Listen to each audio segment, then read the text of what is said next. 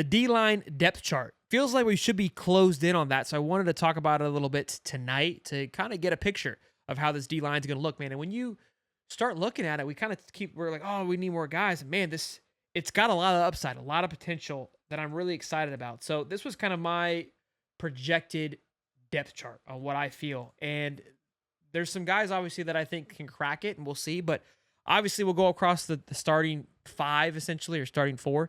And this seems probably be the easiest one. You got at that Jack or F position. Obviously, Tyreek Sapp. Then you bring in Jamari Lyons.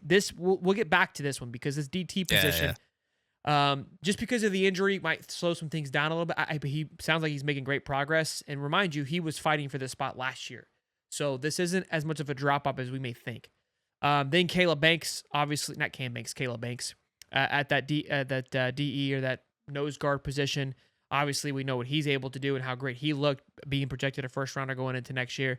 Then George Gums coming off the edge. I think we were all excited for that. I think a lot of people were concerned about the DT, but again, we had Deontay Robinson. Now he's gone. I'm not as concerned when you look at it like this with Jamari Lyons if he is what's expected. And we talked a lot about this, even with Keith Niebuhr of like, look, there are guys out there, but we feel confident in who we have. I think Jamari Lyons is a big piece to that. But then we go back to let's start with DT, right?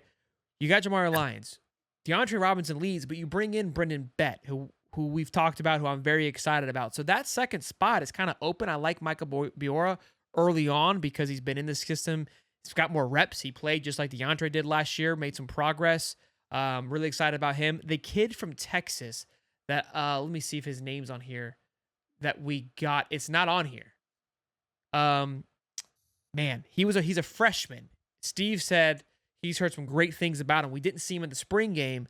Micah Fasa, I believe is his name. He's coming in. Fasa. Oh, Yeah. it's like Fauci. It's Fausi, however you say it.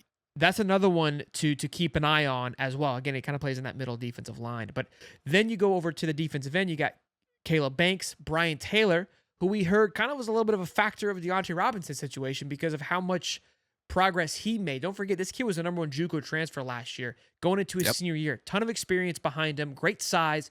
Love what he's going to be able to do next year. And then behind these guys is where you've really got to get fired up. So when you look behind them, you're looking at Jalen Wiggins. And you could, or excuse me, sorry, not Jalen Wiggins. He's on the edge. Tavarius Brown. Tavarius Brown was that like 6'9" monster who we added last year. Kind of carries the body type of like a George Gums and a Kofi, just physical, big nature. And we've been hearing a lot of great things about him. And that's going into the third string, Dave. That's how deep this line goes. When you hear that name, that excites you. Then you talk about Stephon Shivers, that big body, 399, essentially that big Dez with a little more physicality, a little more hand movement. Do you see the effort they've been putting into him because they know, hey, if we get this guy up to full form, we can plug him in there like we did with Big Dez. We were in a dogfight with Georgia for that guy too. So that we're going third deep, and then Jeremiah McLeod is another one, true freshman coming in. And again, the Micah Fessick is another one. So when you look, I know 3 of those guys are reliant on freshmen, but sometimes we get carried away of like, hey, they can't play. I know they don't carry the stars, but they carry the size, and if you train them right and you can develop them and use them the right way, and I think Chapman in this line has shown that, hey, we know where we're going to be able to develop these guys. I like it. DJ says T Brown's my underdog. Tavarius Brown, I think, is going to be the guy, and alongside Kofi, these are guys that have the attributes that look the part and probably just didn't have the development leading up in this part of their career. And something that Florida has done a great job on is taking these guys and putting them in the right position to be successful. George Gums could make himself some money this year, and that's a guy that was playing tight end just 2 years ago. You know what I mean? That's insane.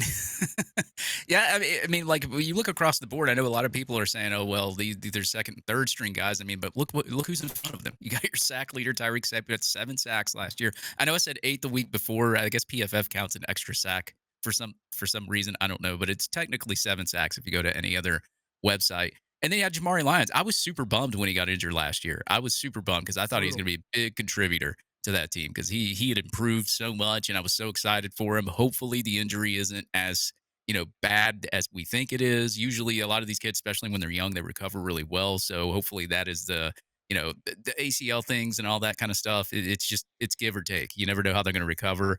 Obviously, Banks, for already projected first round, we know what he can do. Same thing with George Gums. Brandon Bed is a guy that came over from Baylor. Is an interesting guy. I've looked at some of his film. I think that there was, obviously when Robinson had left, there was a void to fill, and I think they filled that void very, very well with Brandon Bed. I'd Yeah. love to see what potential that he has, but and then getting Jaden Woods. I mean, he was supposed to be a Penn State guy. We were able to get him from Penn State, with that battle. Um, and you hear a lot of things about him. It's like, look, there's just so much talent on this D line in the first strings, and a lot of guys that are projected to go first round next year. So I don't even care what is behind them because I know just how good just that starting lineup there is, and like all those people right there all have the potential to go to first round. Brandon Bett, obviously, he's a younger guy, but like all those people have the potential to go to first round up there if they have a good Joseph year. Mabachu. We weren't even close with Micah Fast. It's Joseph Mabachu. Sorry, guys, on the name there, but yes, that's the young man from Texas that I'm referring to. But yeah, let's go to the edge group too. Tyreek Sapp, George Gums. We know what we got with those guys. Cameron James is somebody who I love. I said it last year. I said it when we lost Pyburn and the other young man. I can't think of his name right now. Wasn't concerned. Elgin McCray has to have a big year, right? This is a 5-star guy, so he's Yeah, got to step him up too. into that role. But then behind him, you have Jalen Wiggins and Jaden Woods, two guys that Stephen Harris caught his eye through some of the spring clips. They've caught everyone else's eyes. These guys have really came into this role and have approached it like true professionals. And then Kofi Asari, the transfer kid, kind of like George Gums Jr., little mini, I don't say mini, Mini Gums. lightly, but yeah, it's kind of the same kind of fact there of just had the physical attributes, looked the part, need some development. So the depth's there. I know they're just names right now, but we have some weak things we can build off with some of these names. Again, Yeah. Brandon Bett coming from Baylor. We talked about it in previous shows that Baylor was super excited about what he was going to be able to do. We know Micah Bora had a lot of playing time last year. We know that Jamari Lyons was fighting for those spots with two guys that just went to the NFL. Those two guys being Big Dez and Cam Jackson. So Big Dez signed with the Lions. But yeah, and Joseph Mabachu is making some big things. So I apologize on that. Thank you for the $2, Steve, for letting me know. And then Philip Colbert says Gators by a million. This defense is elite as the offense will be. I see a deep run in the playoffs. Yeah, I do too. I I love it, mean, Philip. on paper, and like, look, I know we kind of did this last year a little bit, but it looks a hell of a lot better than last year. But you still got to do it. You still got to get out there on the field and do it. A lot of talk, a lot of the first round talk, and all this other kind of stuff. You still got to go out there and do it. We saw what happened week one. Can't let that happen again.